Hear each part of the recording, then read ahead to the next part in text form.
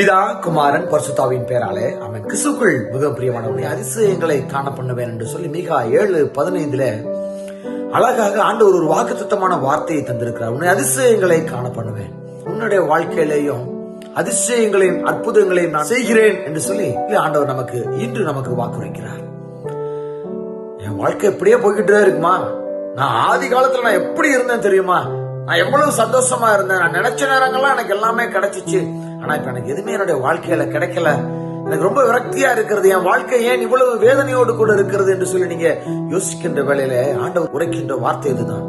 நீ எகிப்து தேசத்துல புறப்பட்ட நாளில் நீ பார்த்ததை போல செங்கடலை நான் 2 பிளந்தேன், வனாந்தரத்துல உனக்கு மன்னாவை அளித்தேன், காடைகளை தந்தேன், நீ தண்ணீர் இல்லாத வேளையில நான் உனக்கு தண்ணீரை அளித்தேன் என்று சொல்லி அதிசயங்களை காண செய்தார் அல்லவா? அதெல்லாம் சாதாரண விஷயம் கிடையாதுங்க. அதிசயங்கள் செய்கிறவர் நம்முடைய ஆண்டவராகிய இயேசு கிறிஸ்து. அவர் இன்று நமக்கு வாக்குத்தத்தமாக சொல்லக்கூடிய வார்த்தை அதுதான். அதிசயங்கள்லாம் உன் வாழ்க்கையில இனிமேல் நடக்க போகிறது. என்னுடைய வாழ்க்கையில ஆண்டவர் அநேக அதிசயங்கள் ஆண்டவர் செய்திருக்கிறாருங்க. சொல்லிக்கிட்டே இருக்கலாம். ஒவ்வொரு வருஷமும் எனக்கு ஒரு அதிசயம் தான், ஒவ்வொரு நாளும் எனக்கு ஒரு அதிசயம் தான், ஒவ்வொரு நொடியும் எனக்கு ஒரு அதிசயம் தான்.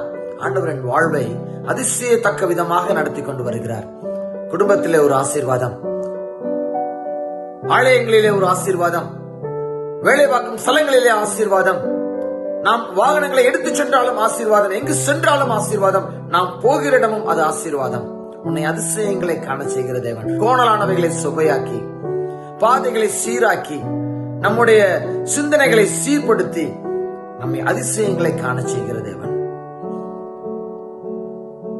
எப்பக்கம் நம்ம நெருக்கப்பட்டாலும் ஒடிந்து போய்விடாதபடி எனக்காக என் தேவன் என்னோடு கூட இருக்கிறார். அதிசயங்களை காண செய்கிற தேவன்.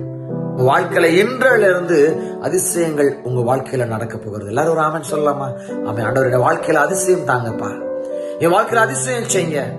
எனக்கு ஒரு நல்ல ஒரு வேலை வாய்ப்பு ஏற்படுத்தி கொடுங்க, நல்ல ஒரு திருமண வாழ்வை நீங்க ஏற்படுத்தி கொடுங்க, நல்ல ஒரு பிள்ளை பேற்றை எனக்கு கொடுங்க, தங்கக்கூடிய ஸ்தலங்களிலே நல்ல ஒரு சமாதானத்தை தாங்க, நல்ல ஒரு நிம்மதியான ஒரு வாழ்வை தாங்க என்று சொல்லி நீங்க கேட்கின்ற வேளையில ஆண்டவர் இன்று உங்களுக்கு உரைக்கின்ற வார்த்தை அதுதான். உன்னை அதிசயங்களை காண செய்வேன். உன் வாழ்க்கையில இன்னும் நீ பார்க்கறது எல்லாமே அதிசயம் தான். பயப்படாம நம்ம தொடர்ந்து செயல்படுவோம். அதிசயங்களை செய்து நம்முடைய வாழ்வை சிறப்படை செய்வாராக.